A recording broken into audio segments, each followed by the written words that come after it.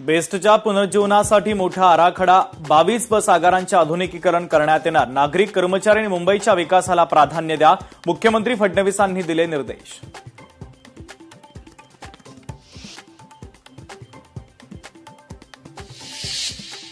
महाराष्ट्रामध्ये महाविकास आघाडीची परिस्थिती बिघडली। महाविकास आघाडीमध्ये कोणताही ताळमेळ नाही। उपमुख्यमंत्री एकनाथ शिंदे यांची महाविकास आघाडीवर कडाडून टीका।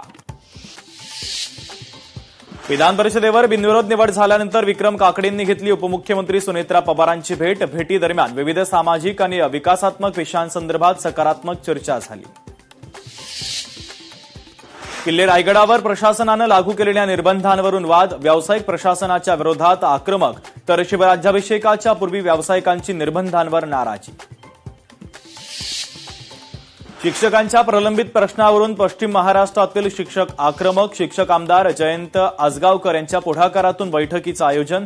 बैठकीमध्ये शिक्षकांनी आपल्या विविध प्रलंबित प्रश्नांवरून अधिकाऱ्यांना धारेवर धरलं। बारामती शहर आणि परिसरामध्ये जोरदार पावसाची हजेरी। पावसानं गरुड बागेजवळ रस्त्यावर मोठ्या प्रमाणात पाणी साचलं। वाहतुकीवर मोठा परिणाम। शिरूर शहराला वादळी पावसानं झोडपलं। अचानक सुरू झालेल्या पावसानं नागरिकांची तारांबळ। फळबागांचं देखील मोठ्या प्रमाणात नुकसान।